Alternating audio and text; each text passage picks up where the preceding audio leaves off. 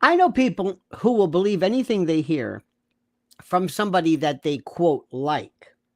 I know people who are so connected to people that they will believe anything the person says because they like them. I think that's the most incredible thing I've ever seen in my life. They like them. Oh, don't say anything about him. I like him.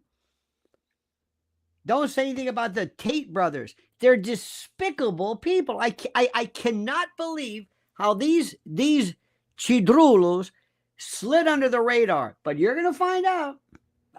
You have no idea, but that's okay. But people will say, no, I like them. Say, do you want to know the truth? No. No. No.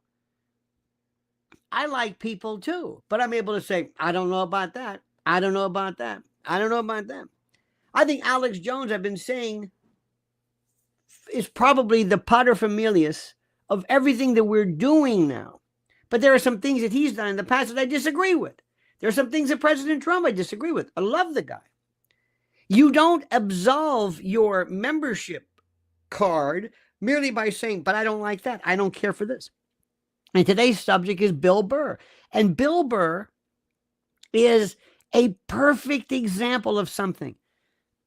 We have a lot to talk about. One of the things which I love to do is really going deep. Because the deeper you get, the more you learn. It's like when you learn and years ago in Israel, in Jerusalem, when you're going down, from a historical point of view, irrespective of whatever you think about the politics, if you like history, you'll go nuts. And as a Christian, you've got to go to Jerusalem. You've got to see the Church of the Holy Sepulchre and Christ's tomb. I mean, this is a pilgrimage. But as you go down, and we had a guy who says, smell that? This is the Romans. Go down. This is the. As you plumb the depths, you explore new layers, new areas. It's like anything else. But we, of course, in our very quick kind of double parked drive-by mentality, we don't like spending a lot of time going into the depths of things. Well, that's what we're going to do.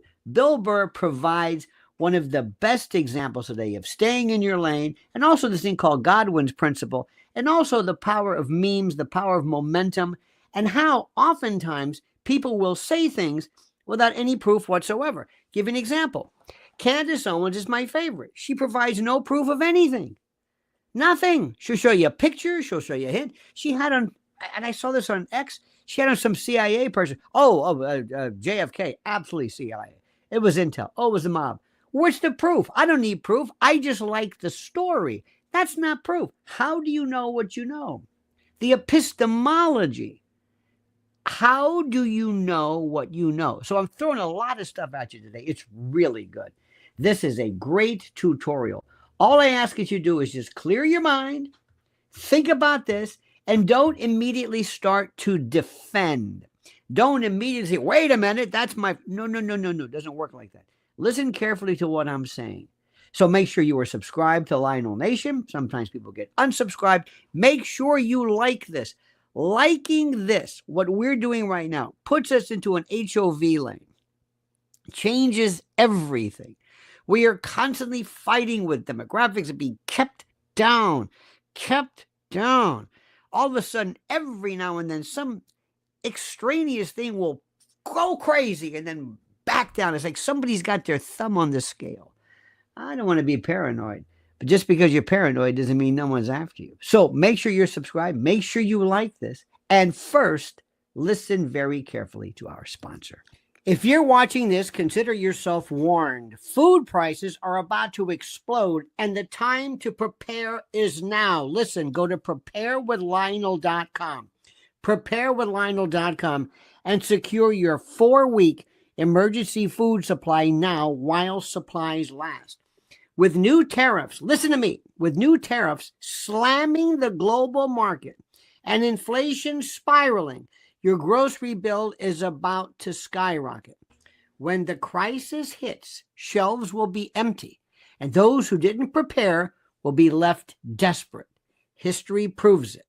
every major economic collapse, every supply chain disruption, the first thing to go is food. You do not want to be waiting in government lines, hoping there's enough left for you and your family. This 4-week emergency food kit delivers over 2,000 calories per day, ensuring you have the nutrients you need and your family needs to weather the storm. It's fortified for survival, packed in rugged, long-term storage containers, and can last up to 25 years. So when disaster strikes, you'll be ready. Order today, and you'll get 4 free 72-hour food kits. That's 12 extra days of meals at no cost. The regular price is $346.80, but right now, you get it for just $247. Don't wait until it's too late. Go to preparewithlionel.com, preparewithlionel.com, and lock in your emergency food supply before the real panic begins. All right, my friends. Now, a couple of things I want to just explain to you. This is not about being unfair to, I like Bill Burr. That's not the point.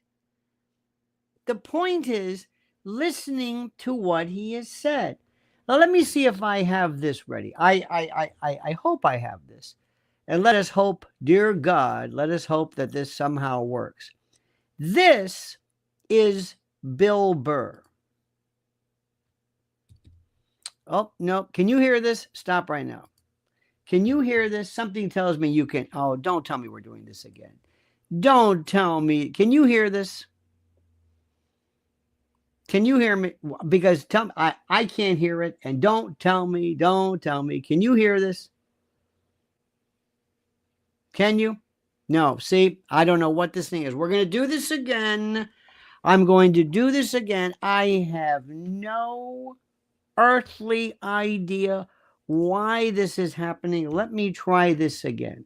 And I'm going to do this. I'm so sorry, but I'm going to make you have to sit through this horror show, because this is the part that drives me absolutely nuts. For reasons I shan't understand, I'm going to bring this to your attention.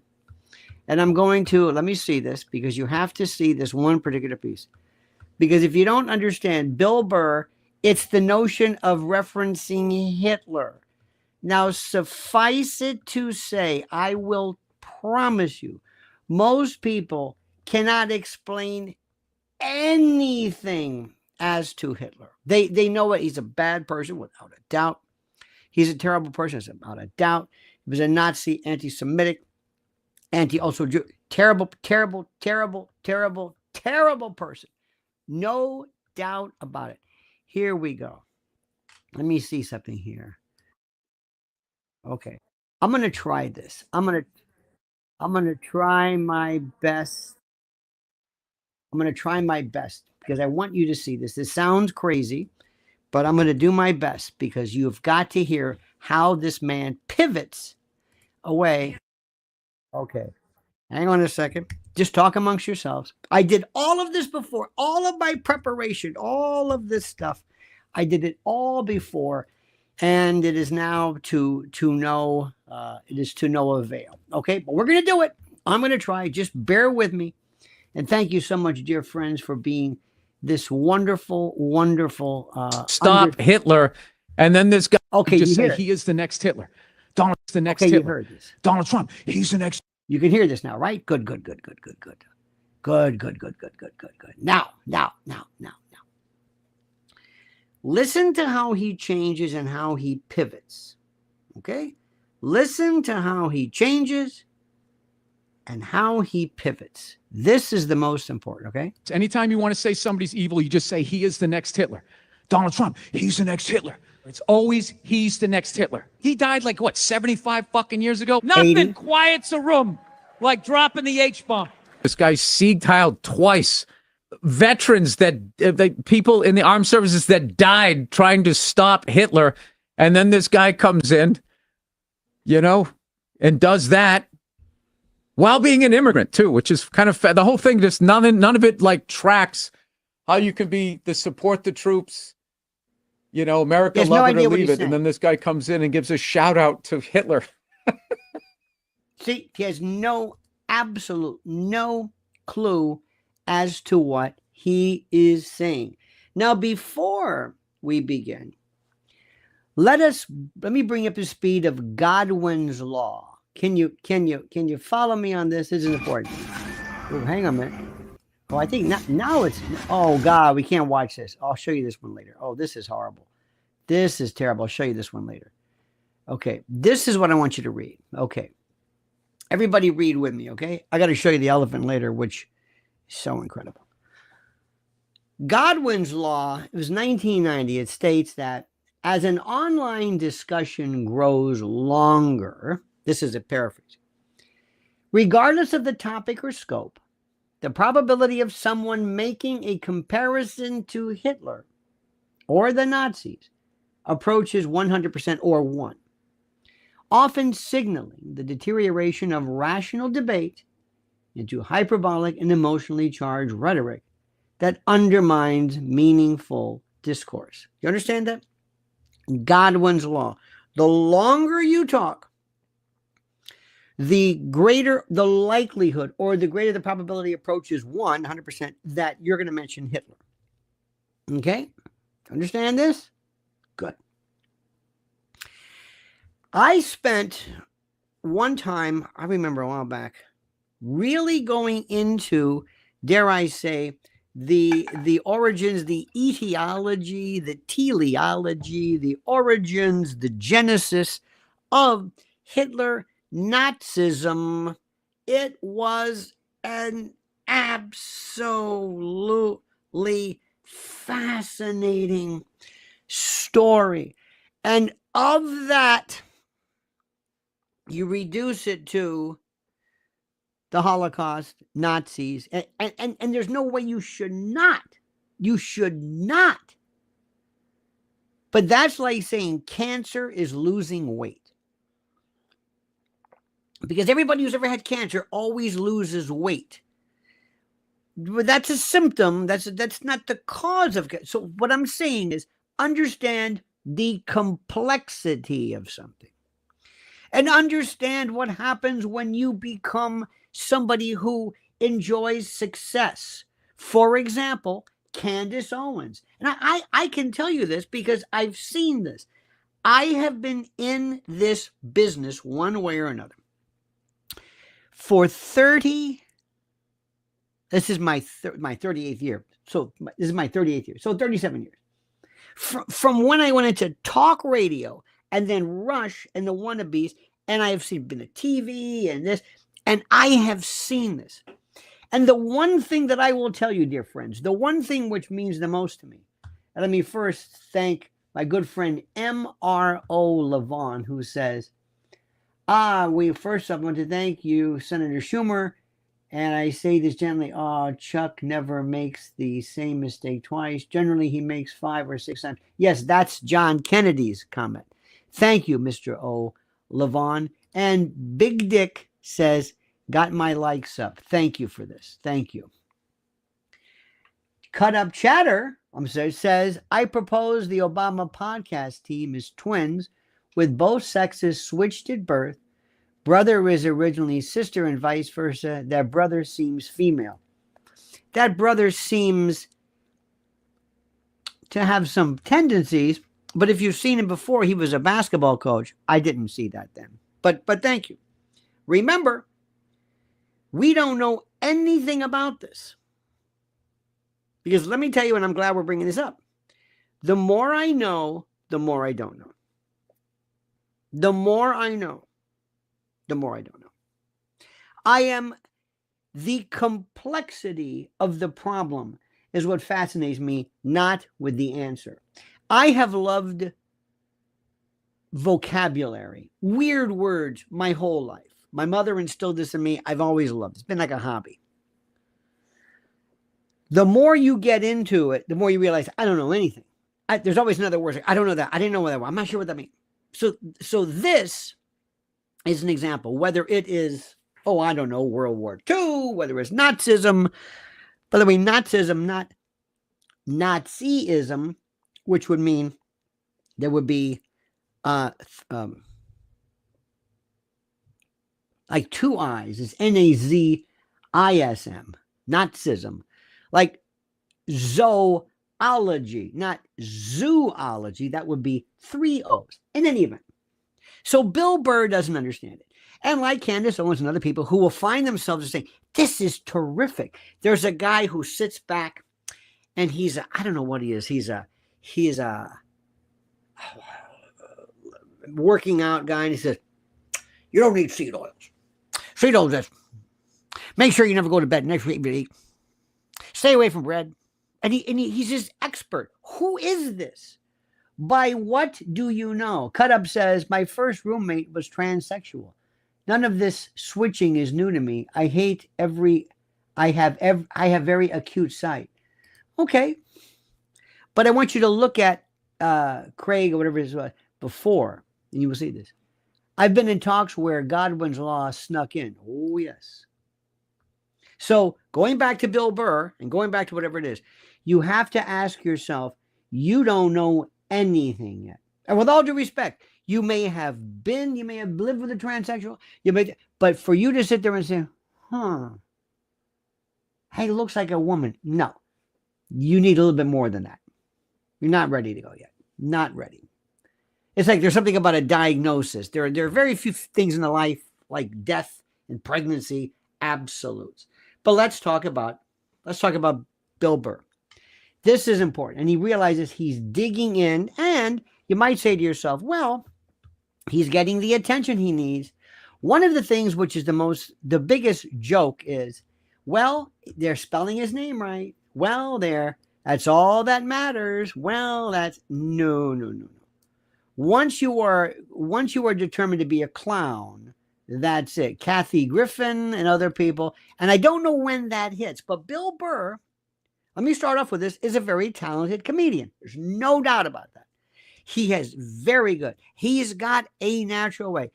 From what I see, I don't know about this, but from what I see, he doesn't seem like a very nice guy. My friend Anthony Cumia, who is a very nice guy, says, I'm not a big Bill Burr fan. And that may mean something. And again, Anthony likes some people. But I don't know. I don't know. Bill Burr has built a career on his sharp, often politically incorrect humor. And millions of his fans, I think, appreciate his kind of a no-nonsense, tell it like it is, kind of a take no prisoners attitude. Okay, because someone is good at making people laugh, it doesn't mean they have a grasp on history or politics or world affairs. And that's exactly the problem with Bill Burr. Also, there are some people who don't understand the issue. For example, Pam Bondi, bless her heart, does not understand there is nothing in any document. This is not a document problem that we have regarding Epstein. Documents are not the problem. There is nothing in the document. Nothing. Stop saying that. But Bill Burr is a comedian who thinks his quick wit and stage presence and all of that sort of stuff is somehow going to qualify him to speak extemporaneously on complex historical topics, particularly when it comes to Hitler and the Nazis. Now, let me stop. Sometimes George Carlin said some interesting things that were really not dependent on fact. They were observational.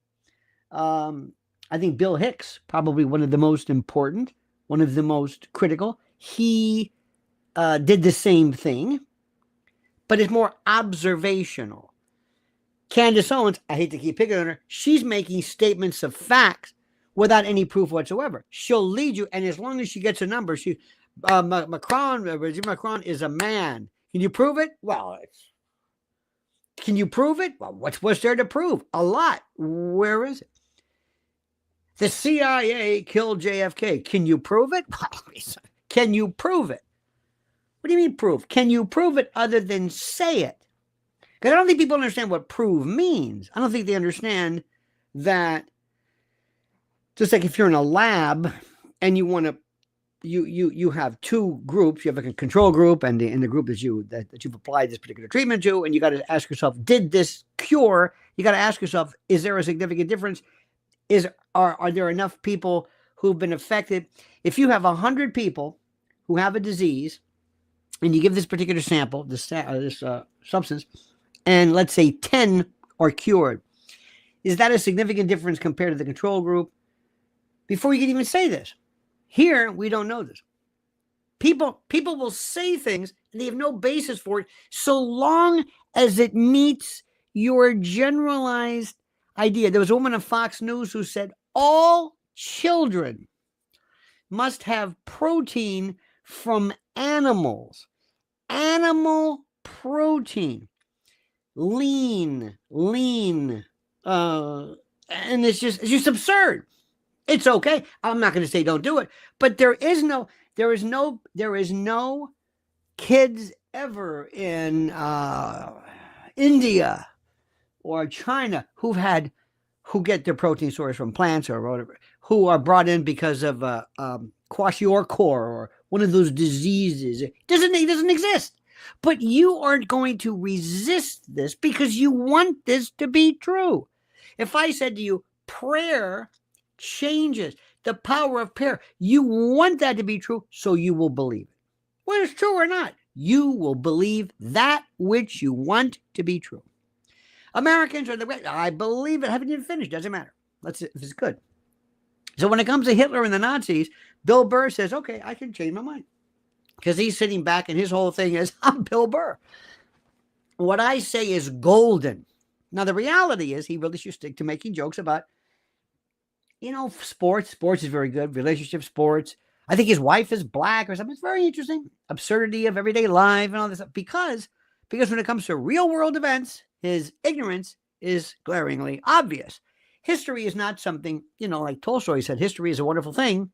If only it were true. This is a very complicated deal. Now, when a comedian like Bill Burr wades into historical, discussions and so, especially one is serious, and he's on the morning show or whatever it is with some people who are also not necessarily weighted down by expertise in this. Anyway, and this is important, when he is on these shows, especially dealing with the subject of serious and devastating as Hitler's reign and the terror and the atrocities, and something which the good people of Germany are still stung by this. And here comes this bald-headed guy who comes and goes, okay, I'm a comedian, I can say something. Because somebody makes a gesture.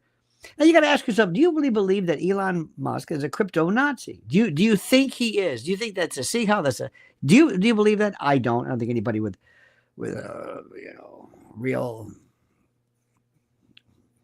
working neurons believe that, but it becomes immediately clear whether they've done their homework, like Bill Burr versus Bill Barr, or if they're just repeating whatever nonsense they've been told or they're overhearing in echo chambers of Hollywood. That's the discriminatory aspect. Now, and let's be clear. Bill Burr, for all of his comedic genius, knows next to nothing about Hitler, World War II, or the historical reality of the Nazi regime. It's just incredible. World War II, give you an example. We always forget the role of Russia. Ask somebody the question, if we had never entered World War II, could Russia have beaten Hitler? The answer is, oh, yeah. It would have been longer. It might have been bloodier. Oh, yeah, absolutely. And of course, Hitler went to Stalingrad and the whole bit, and Barbarossa, blah, blah, blah. But, oh, yeah. And if you said, wait a minute, what? Because we have this, what? Private Ryan, the Saving Private Ryan view of this. We came in at the tail end of World War II. It's a whole different story. I'm not saying we had nothing to do with it. But you've been giving John Wayne history. Vietnam, by the way, was the movie Green Berets. And if Bill Burr had any knowledge of what the hell he did or didn't know, he wouldn't make the kind of absurd and uninformed comments that he's been making. Now, it doesn't really matter. He was okay. I mean, now, here's a dangerous trend. These are comedians as historians. First of all, comedians, with all due respect, and I mean this, I'm going to give you a perfect example, and I think this is the most important. Joe Rogan has always fancied himself as being a stand-up comic. I've heard his stand-up comedy. He is a thinker. He's a philosopher. He's like the Jack Parr of our day. He's an intellect. He really is. Why? Because of his insatiable curiosity and his insatiable love of knowledge and his sincere and deep fascination over things. I've seen little snippets of his stand-up, which is okay. To me, stand-up is like, yeah, I'm the worst audience there is, so it doesn't really matter. But there's a disturbing trend that we're seeing in modern entertainment. This is where comedians start believing that their ability to riff on current events somehow makes them experts in history, and how somehow their own particular leftist or right-wing or whatever it is personality blends in. Give you a perfect example. The guy who was my hero, if there is such a thing, the most important comedy, and I think is one of the most naturally funny, if he can stick with what he's doing, is Robert Klein. But his politics and also his anger getting older, or I don't know what it is. But when he, child of the 50s, is perfection. Absolute perfection.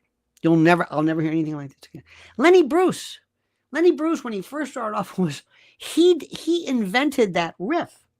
Then Lenny Bruce got crazy because of the lawsuits, and he would read his indictments, and it's just terrible. George Carlin was kind of funny, and then later on, he got sort of angry, and then it's okay. Dick Gregory. I've got this one poster I'm very happy, very proud of. I opened for Dick Gregory, Mort Saul, and Robert Klein. Mort Saul was comedic from the beginning, but he never was angry. Maybe because he always laughed or whatever. It's a very tough thing. Politics is a really weird. Now, Dick Gregory was not funny. He was profound, and he was okay. So anyway, here comes Bill Burr talking about this. Bill Burr. He's doing all this stuff. It's very funny. And then all of a sudden he figures, I'm going to get into politics. Ooh. Johnny Carson deliberately. You know why Johnny Carson was so good? By the way, Johnny Carson was not that funny, but Johnny Carson was a genius. Johnny Carson was so big that nobody in you will never see the end of it. Let me stop for just 1 second. Let me explain to you in terms of side. Johnny Carson was so big that at night at 11:30 or whatever, everybody and this was before VCRs, or some of my clients would say VCRs. People would watch this, and absolutely, he was the most important thing in the world. As far as comics go, he makes you. If he invited you over to the couch, and he always said, do not go, do not be clean. I know people who try to double cross Johnny and were just blackballed from the industry from forever and ever. Let me also on this subject, one of the biggest acts of all time. Beatles, Charlie Chaplin, maybe sort of, Bing Crosby.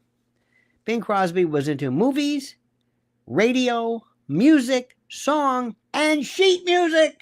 He sold more sheet music than anybody else. Bing Crosby was a monster. Rudy Valley. Oh my. So because everybody listened to him. A lot of people today say, I don't know who Bill Burr is, but everybody knew Bing Crosby. Everybody. Do you know what it is when everybody knows you? Everybody. And not just knows you, but loves you. So remember something. Whenever you get too big-headed, and you say, well, Joe Rogan. Well, I think in the world of Joe Rogan's at 62. Joe Rogan is the biggest person, but on his best day, in terms of percentage and saturation, Bing Crosby was the biggest. Now, Bill Burr, of course, is not the first and won't be the last celebrity to pontificate on subjects he has absolutely no idea about or that exceed outside his area of expertise. But the problem is that when comedians like him speak authoritatively about history, millions of people, especially younger audiences and people who have no idea who Hitler was, take their words at face value because they think there's something to them. And the result is a growing number of people who get their history lessons from stand-up specials instead of historians, textbooks, analyses, or credible sources. And other people who think that all you have to do is just say it. I can tell you right now that I will take you to any meeting of I guess I'd say some JFK historians, and you will never know who killed JFK. Never. But you will hear so much stuff. So the question always remains, even they don't know. So when I hear Candace Owens, for example, has on this loop say, well, JFK was killed by CIA. How do you know that? Well, because that's what gets people's attention. And just because somebody has good numbers doesn't mean there's, listen, God bless anybody who does it, because I still can't tell you who actually got suspicions. Who have suspicions. They're still trying to figure out sometimes what causes cancer. We're still trying to figure out what causes the Civil War. Shelby Foote was still trying to figure this thing out.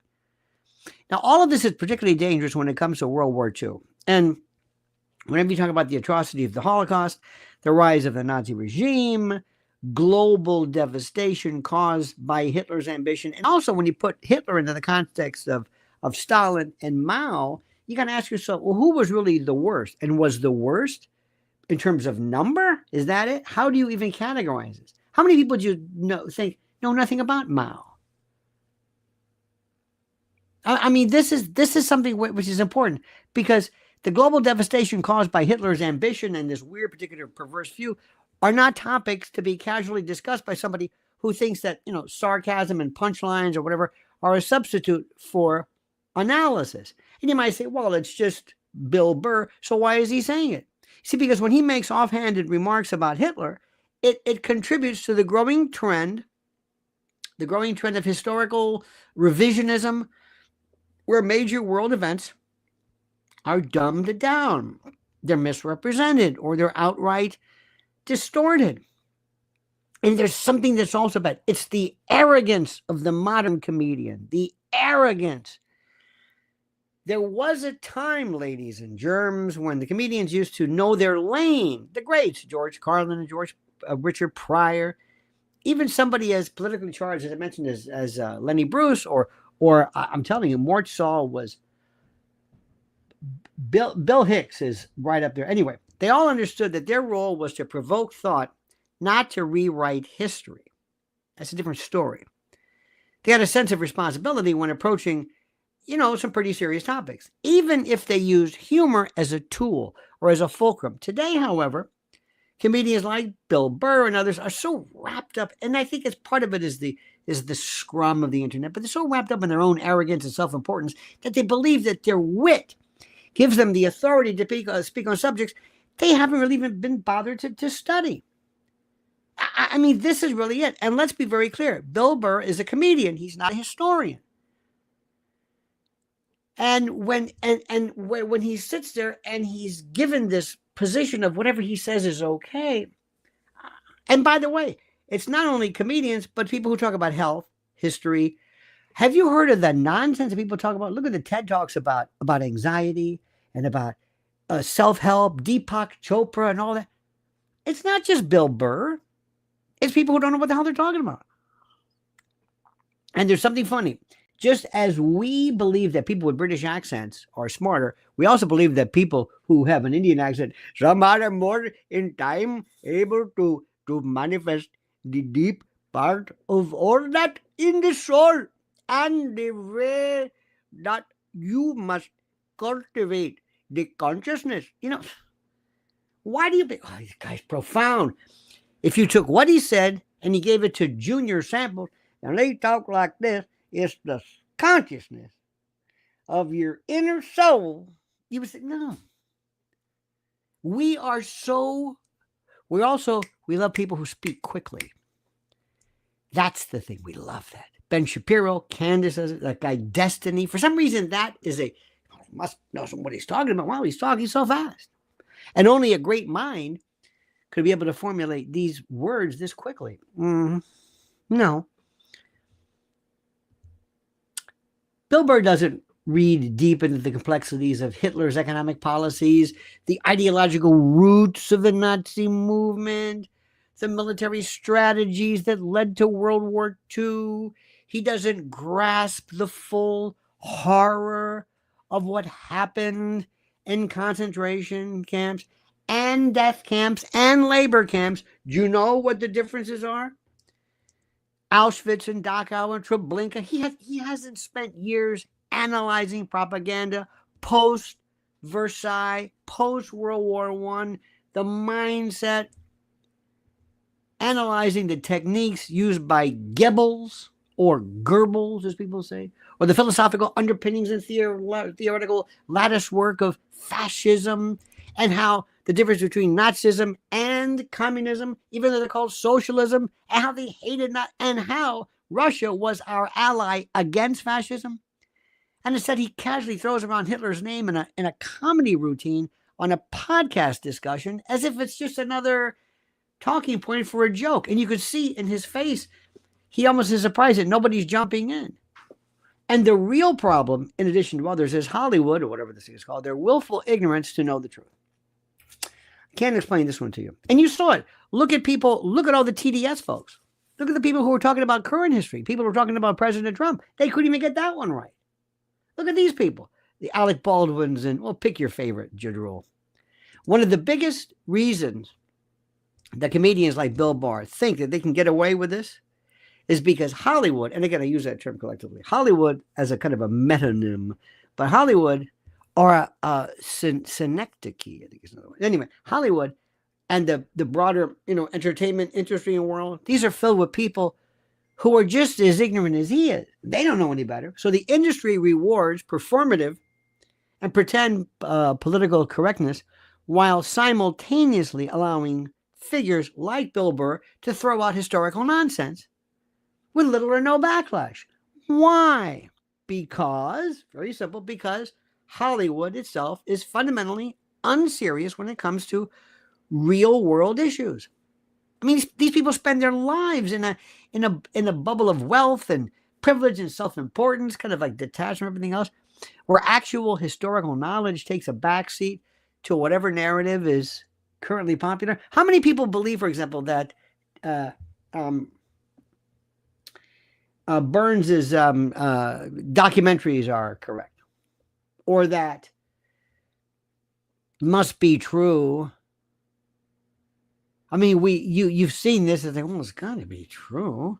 I saw a documentary on something, and you saw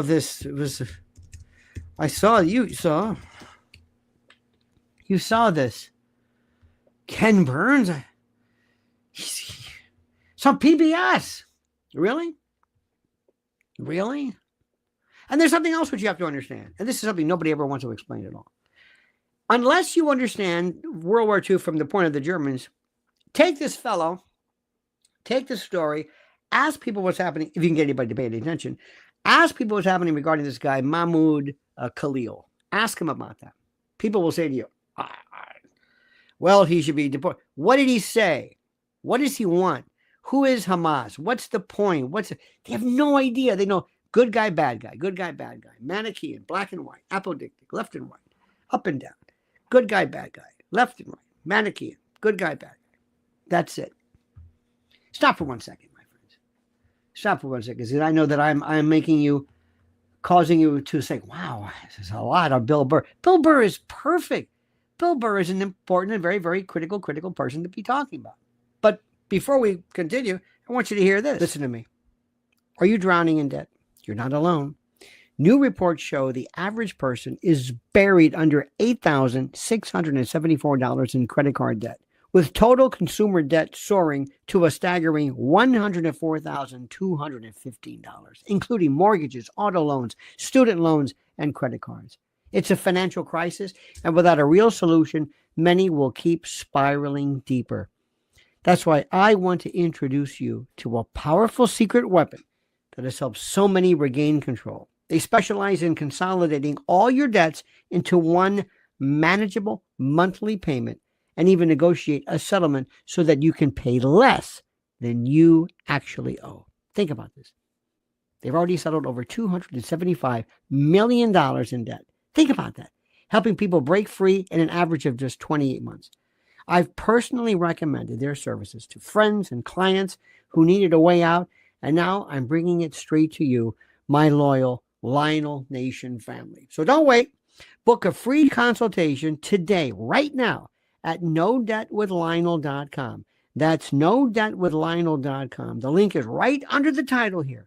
It's time to take back control of your finances. Act now. Get out of debt and start living the life you deserve. Let me ask you a question. Who is it in your life that really affected you? When I was a kid, comedians, I remember the first person I ever saw was Richard Pryor, was I think on Steve Allen. I remember seeing remember Wonderful Wino, George Carlin, to see him kind of figure out. But the guy that I thought was the greatest act ever, I loved, was Bill Cosby. Now, Bill Cosby later on we found out he was terrible. But Bill Cosby could tell a story. And telling a story is, to me, the most important thing in the world. Richard Pryor is a great storyteller as well. Lionel, it's okay. Your jealousy of Candace is human. Oh, I understand it.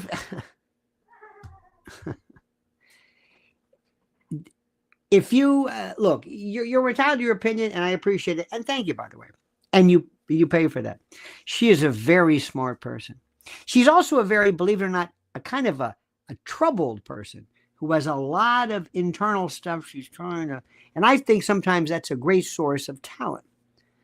I think she should go over and just explain things, or anybody else for the matter, with fact. But I digress. But thank you. Bill Cosby, to Russell, my brother whom I slept with, Lighter Than Air. I remember listening to these and just Noah, yes, God, build an ark. Right. No, this is God. Right. What's an ark? I want you 40 cubits, but what's a cubit? And he took these things and he broke them down into how incredibly silly the stories are. I thought it was fantastic. And it clicked with me. And I used to hear, I remember sitting on remember those hi-fis you had? Like there were big cabinets where you lifted up this lid and you had this stack of like this many albums, and you had this, you would drop the thing, and anyway, had an FM radio, and I used to just listen on the floor and just kind of put my head down and just listen to this. We had no headphones, obviously. I thought it was great. And that was and there were other people too, comedians that I thought really were just, I grew up loving people like, Merv Griffin, Steve Allen, Mike Douglas. I loved the old timers. And then later on, I got to know very, very well Pat Cooper, very, very well Dick Capri. When the Friars Club was the Friars Club, it was really good. Dick Capri was the second person. Robert Klein was the first. Dick Capri could make me laugh. Nobody makes me laugh. This is my laugh. It's pretty good. That's pretty good. That's pretty good. That's as far as it gets with me. Freddie Roman, who was one of the great, oh my God, Alan King. These were practitioners. And then something happened. And then I got the chance to be in an endeavor and I did my own stand-up every week. For years, I had no idea. My first job ever was at the Claridge, the big room in Claridge. I did for like an hour. had music. I had no idea. I thought we were supposed to talk for an hour, and I talked for an hour, and I realized there's a lot to it. But I thought, okay. And then people were doing like, this one guy says, hey, do you mind if I could go on before you? And I thought, well, I can't let him do an hour. Well, he goes, I got a tight 5. I said, what's that? He said, 5 minutes. You got 5 minutes? I said, I can't even see my name in 5 minutes. He said, sure. 5 minutes. I've been working on it and working. And then one time, I realized these people, these comics, they're not funny. They're not funny in real life. They're into something else, a little bit different. To give you an example. When you talk to a cook, a chef, and you say to him, you're a professional. I'd like to cook. Oh, no, you like to cook. Yeah, well, that's different. Being a professional it will take, you got to have prep work, mise en place, boom, boom, boom, fast. Go, presentation. I love watching. Have you seen that Vivaldi or that great guy from either on YouTube? There's 2 people I like. Crispy Pizza. Frank is the best. I think his name is Frank. And Vivaldi out of Quebec. I love this. Okay. But they'll tell you, no, you like to cook. But this is different. Stand-up comedy, 5 minutes. Guys at the back of the club used to have a mic, used to have a flashlight. You see the light. Okay, thank you very much. And they have this, I'm going to say this. I'm going to have this. I'm going to move this around. I'm going to practice they have said the same line 50 times. And they know exactly how it works. And that's a part. So it's whatever. And they're not funny people. But just like there are great chefs may not like cooking. They may, on their day off, they may make peanut butter and jelly and not do this. Stand-up comedy is it's like building something. It's very specific. It's not what you think. It's not, hey, let me just muse. And, oh, no. You know exactly how to work the audience. It takes forever. When you have a routine down a bit, a piece, you know exactly every single time when you're standing there and you say, and then the weirdest thing was, so I walked in and I turned around and she was naked. Okay. And I turned around and she was naked. Well, it didn't work. Let me go back to the other one. And I walked around and turned around, and she was naked. Ooh, that was a laugh. I turned around, and she was naked. Bigger laugh. I turned around, and she was naked. Bigger laugh. I'm going to take that line, and I'm going to play with it and phrase it and trim it and skim it and cut it and slice it and dice it and sand it and mold it. It's really something. I mean, you've done this, and there's stuff that the professionals do that are really good. I think some of the best, forget their private life, some of the best tacticians, technical people, Louis C.K. Watch Louis C.K. Absolutely the best. Some great ones too. Louis Anderson one time. Oh, and if you ever get the chance to go to and I saw this, excuse me. I used to see people sometimes, chia seed. I used to see people who would, like, I would see their acts over and over. It was the same thing. I knew everything they did. Didn't mean it make it a bad thing. Charlie Calais says, remember the deportee violated law. He stormed, seized building, and illegally detained people. Yeah, well, you gotta be careful. I'm staying away from the topic because nobody really cares about it. They all hate him, and that's the way it is. You got to realize there are some things that are just not, just like there's some jokes, just not funny. Just don't do it. Don't know your audience, know who they are. That's it. You know who was interesting too? So I can talk about this. One of the best ones, the best one is a guy Sebastian Maniscalco, right? Have you ever heard him? The most boring person you have ever met in your life. I've heard him. I said, who's that? So, bottom line is, comedians, everything, very, very important. I respect what they do. It's a tough thing. But then something happened. Two things happened. One, in the 80s, oh, you know who was great? Sinbad was great. George Wallace was great. Seinfeld, before he was actually very good. To find their own thing. Stephen Wright. This one guy, Dimitri Mark, very good. But it gets, and also sometimes, do you get the routine? You say, I know he's going to come on. I'm Stephen Wright. I fell asleep with my head inside a satellite dish, and my thoughts were, whatever. Okay. Once you see that, it's like, it's harder for me to say, I know what he's going to. All right. Two things happen. Number one, 80s.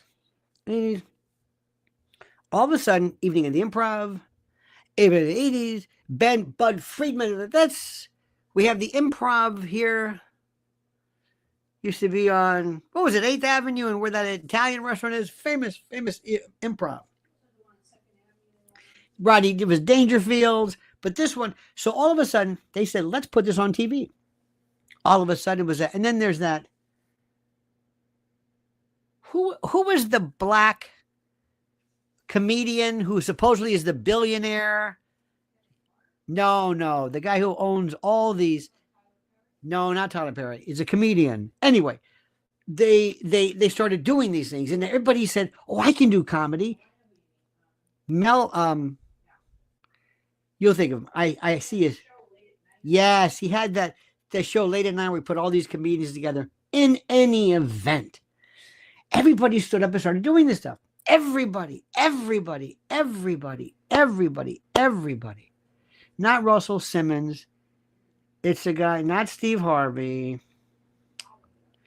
You know who he is. He has a show like 1:30. All these comedians would come in, and he puts them together. And not our Arsenal Hall. Byron Allen, thank you. Ladies and Mr. Colville's got it. Thank you for this. Okay, so it just got to be, okay. On Times Square, they'd be, hey, you like comedy? They would take these comedians and they would go out to have them draw people. It got to be like oversaturated. Then it got to be filthy. Then it got to be weird. Then it got to be, I don't know what. And now there are people today, look, I God bless you. But the internet changed everything. Everything. We're like an oversaturation of everything. There's always going to be somebody making a joke. There's always going to be somebody telling a story. And I love it. Keep doing it. I just think, oh, let me tell you something. There is another one too. Sometimes there is, sometimes people are filthy. Sometimes people are filthy, and that's a personal thing. If it works for you, that's great. On a separate note, I am absolutely, positively, 100% in love with this song, Messy by Lola Young. Have you heard this? Very F-bombs like you can't believe. But it's about something that's legitimate. It's about a new way of thinking. It's about ADHD or something. So let me tell you something. When somebody comes up and says something or tries something different, God love them. When somebody says, I'm going to try something different. Let me tell you something. If you want to just see me absolutely just blow my mind, bluegrass in Japan, and they don't even know what the hell they're singing about yonder and the holler and the this, and they're doing, Stanley Brothers, and I love that. So I love anything new, and that's why, despite everybody there is, whether it's Candace Owens or whether it's Lex Friedman, it doesn't matter. Doesn't matter. It's great. And the more people, the more inspiration, and more people come forward, and you do it. Don't ever take her off. Don't ever. I don't care what it is. A black woman doing great. Terrific. I don't care. I'm just going to tell you what I think. I'm going to tell you what I think. But I love it. The more we have. Do you understand how important the Fugs were? How important Hootenannies were? Maria Muldaur. Mrs. L and I were at the Village recently. Cafe Wa, all that. Bleecker. And you may not think so. The Ramones were important. Debbie Harry was important. Remember Windham Hill and that New Age stuff? That was important. Remember when cool jazz came around? I remember the first time I bought a CD. I thought, this is the greatest. Remember the old days, the CDs, this long, this plastic thing. What is this thing? It takes to break it open. You wonder, what is this? When cool jazz came, Fatburger, Yellow Jackets, Spyro Gyro, all of that converges into what we are today. Everything. We need it. I want a multiplicity. There's this, have you seen the old man who's like 80-something years old? He's a stand-up comic. It's fantastic. Have you ever heard comedy from other countries? What I'm saying to you is, welcome. But understand you owe a little bit of a responsibility. A little bit. And you, more importantly, have a responsibility to understand these people don't know what they're talking about. Okay, let me show you this one. This I got to show you. I played the Bill Burr thing. I want to show you two stories, two things which I want to understand this, but I can't. People who claim now who are immersed in their world of anxiety. Have you met these people? Their whole world is anxiety. Anxiety. Did I see Tom Scott? Oh, Tom Scott. And the LA Express? Tom Scott does the best version, I think, LA Express of Masquerade ever. It was on a Denon sampler. Tom Scott was one of the great sax players during that time. I just saw Tom Scott. Tom Scott was a monster. Remember Richie Cole and the alto? Anyway. So there are these people right now who are groveling, reveling in this world of anxiety. Watch this and ask yourself whether you would be ever caught anywhere near this. Don't knock it till you try it. This adult swaddle. Hang on a minute. Sorry. Let me try this again. Pardon me. I got to move this.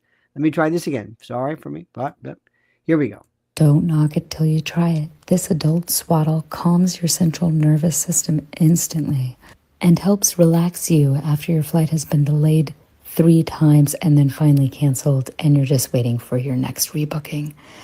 And it's 30% off right now. Would you ever get inside of that? This kind of a swaddle condom? Would you ever in your wildest imagination, in public, it's return to the womb, I understand the swaddling, would you ever, and if somebody comes up and starts to fondle you, play with you, you can't get out. Somebody comes, booga booga. Forget it. It's a human sock. You're right. Makes you easy to run. This is where we are right now. This is where we are.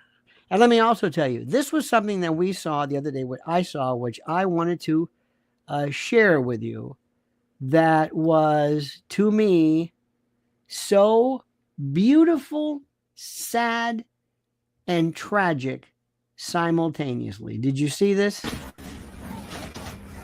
They were together 25 years. And this elephant is trying everything to wake up his partner. Anything. Как на это смотреть, друзья? Она ее всячески пытается поднять. Look at this.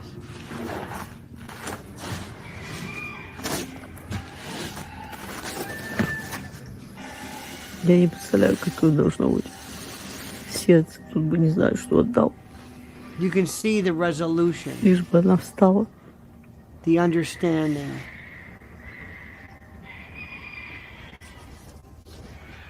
Look at this.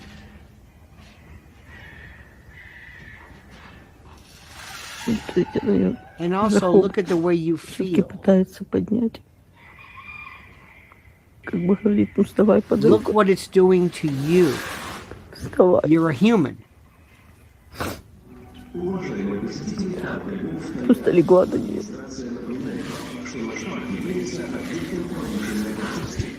Не знает, что делать. Она ложится на нее, обнимает.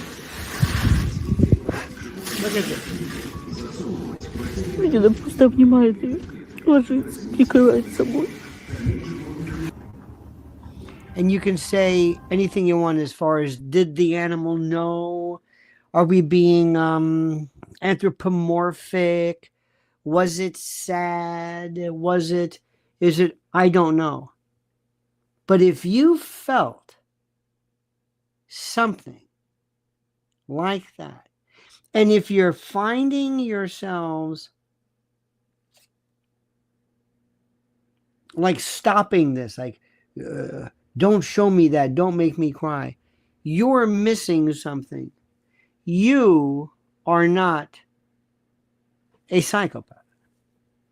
Because head and heart are connections, the ability to understand this, but the emotional part.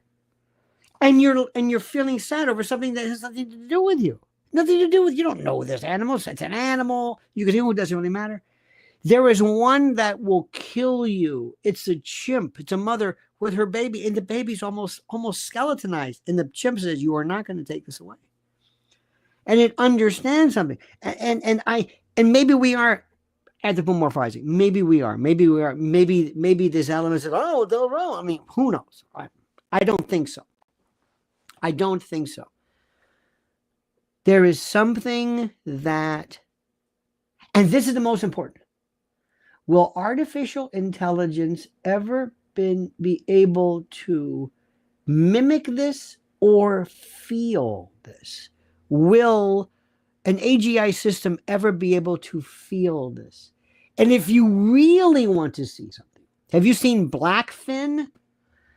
I didn't know this. Blackfin deals with the cetacean animals. These are bottlenose dolphins, porpoises, orcas, and they have a paralimbic system that has like either an extra lobe or a larger lobe, and their ability to feel separation is profound.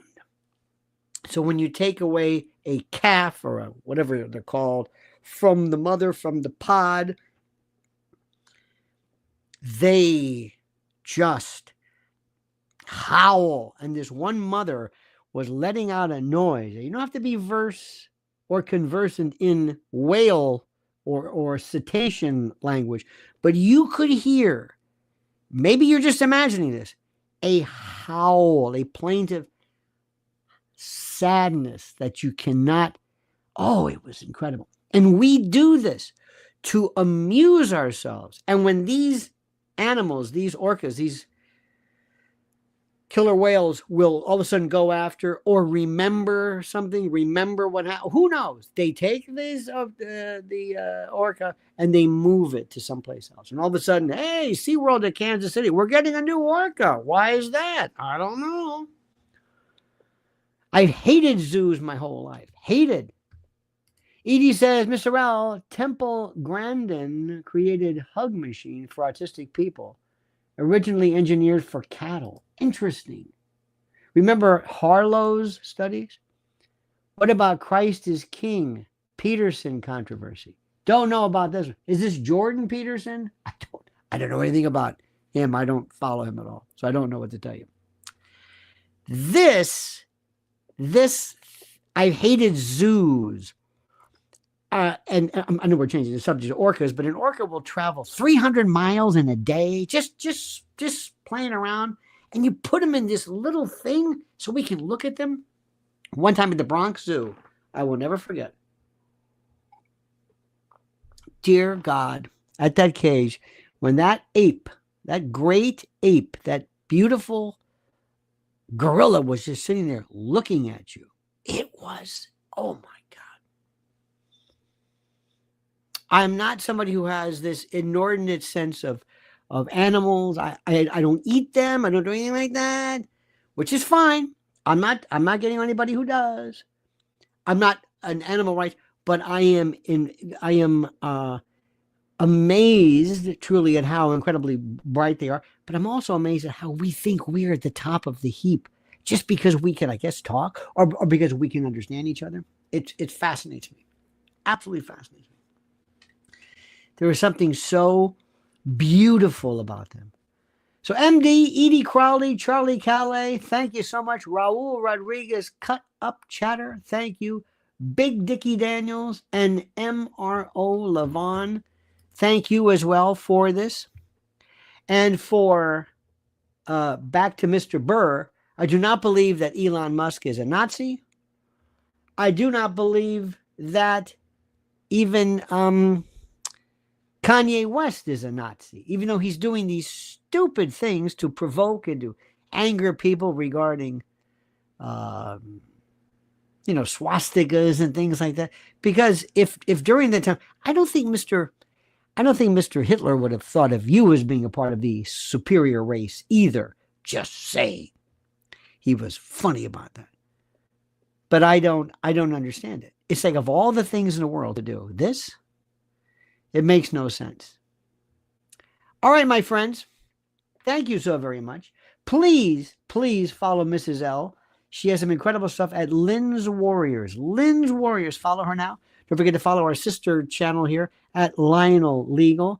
And make sure you are subscribed here to Lionel Nation. Thank you so much. What a great day. Happy Saturday, ladies and germs. Is it Saturday? For some reason, I thought it was Sunday. Isn't that weird? Sometimes I don't know where I am. And for good reason. All right, my friends, have a great and glorious day. See you later. Don't forget, until then, remember the monkey's dead. The show's over. Sue ya. Dad.